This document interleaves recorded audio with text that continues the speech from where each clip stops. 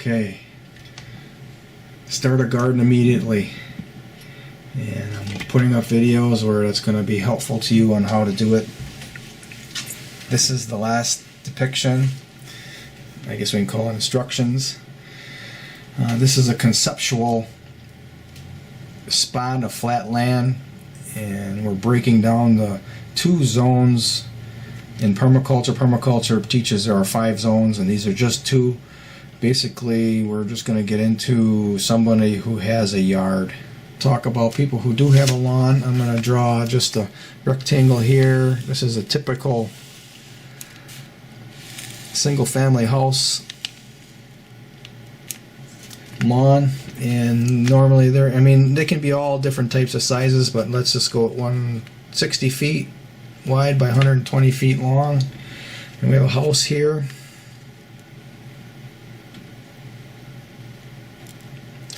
Typically, they're close to the road. This being the road, and then we have a driveway coming back to a garage.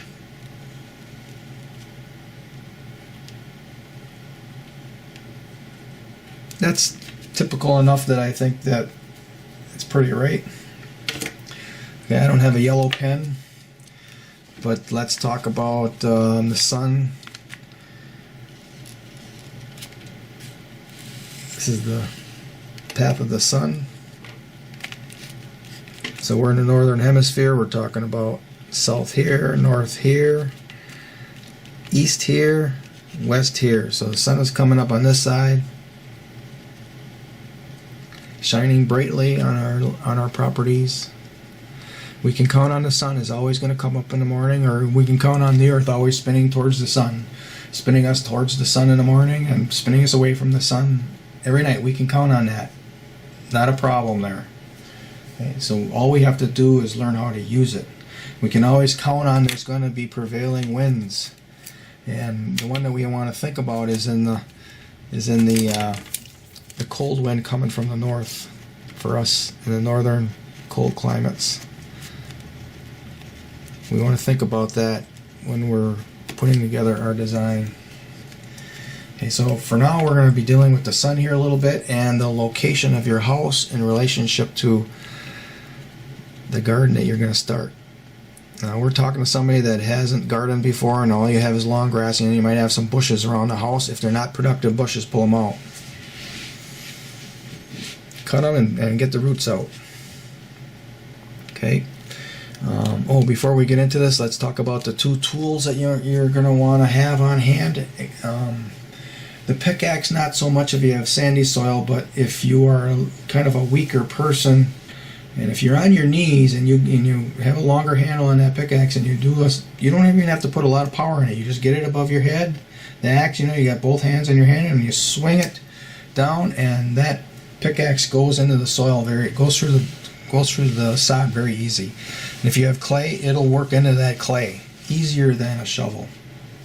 Okay, otherwise if you have soil that's a little looser, then you can be using the shovel. I'll picture that. A long handle on a shovel better than a short handle, because sometimes you're going to need that leverage, and you don't have to bend over, and you're going to get a sore back if you're bending over all the time. Long handle. Alright, so the first thing we want to talk about is a little microclimate, and right now is the time that we're experiencing this here. I'm in latitude line 44, intercontinental in Wisconsin.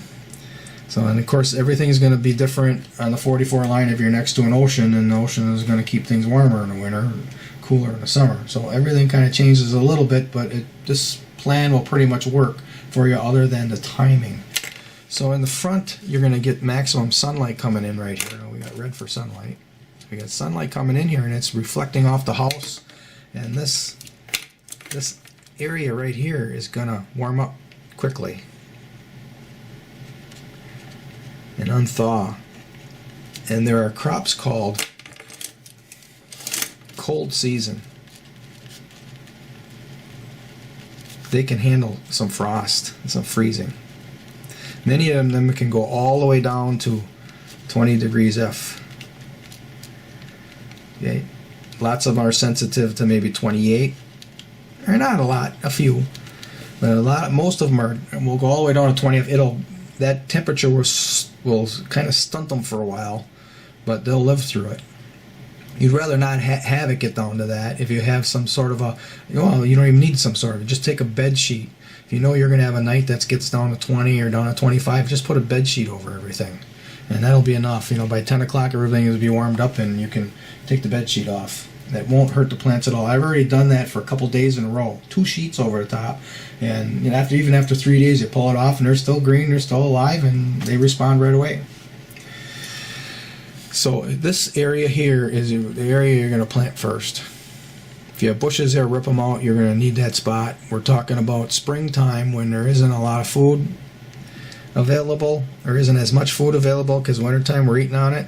And I'm talking about food that you're growing. So by the time you get to spring, a lot of your stored food is depleted, and now you want to get that in there quick. So you can get a good 2, sometimes 3 weeks ahead of schedule right here, just by using that just for early crops, getting some fresh greens, getting some early radishes right there.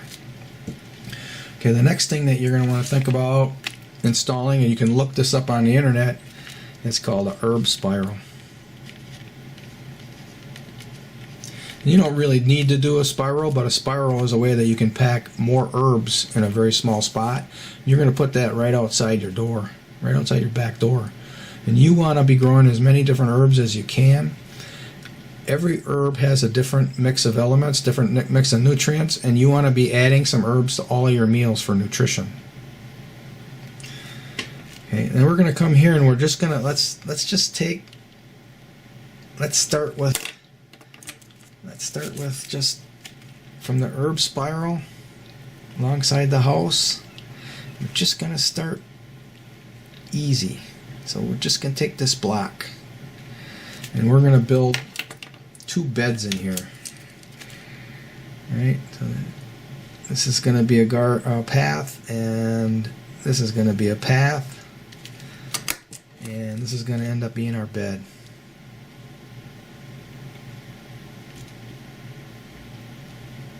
Plural beds. Okay, let's work that down a little bit. Now let's bring this up here. Okay, what you're going to do is you're going to take your shovel and let's use that blue one to make a box. We're going to take that box and bring it down here. Going to make it a little larger here. And we're just going to make these 2 beds right here. And by the way, permaculture does have a word for this. It's kitchen garden. These are crops that are sensitive. They need a lot of care. You're going to have them really close to the house where you can take care of them. And most of these will have a very short lifespan where they're ready to pick in 20 to 30 to 40 days. That's what you want to be putting in your kitchen garden. And you're going to be rotating. As soon as one is, and actually before one is totally harvested, you're already planting seeds for the next one. So you're just continually planting seeds in that bed throughout the season. You're going to keep it moving. And I've got a video on how to make compost so that you can always have enough live, nutritious soil to do this. You can densely plant all of this.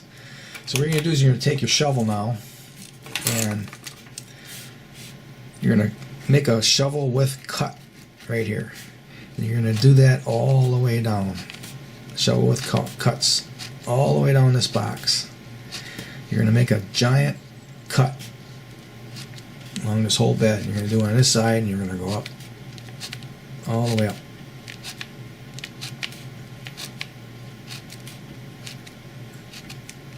Think about this now. Okay, now once you have this all cut, now you're going to start here, or you can start at the other end, but we'll start up and go down. You want to start here and you want to go to the shovel length and go right here and pop that piece of sod out of the ground. You're going to put that sod right here, right next door to your trench that you're digging out. Okay, so now you have a trench here and you have a mound here. And you're going to do this. You're going to put, let's go back to this. So we have the sod piece here. that you just popped out of the ground. You have little roots growing here. You can see the roots of the grass. And then here's the grass. And you're putting it up, root side up, on top of the grass that's there. Okay. Now if you have clay soil, heavy clay soil, clay, it's probably acidic. There are exceptions to the rules, but you can pretty much count on clay being acidic. And if you can get a hold of some lime, dolomite, you want to put it in right in here between the grass, sandwich of grass. You know, and I don't know what I don't know how acidic your soil is. I don't know what the relationship is. You're just going to have to guess, be instinctual.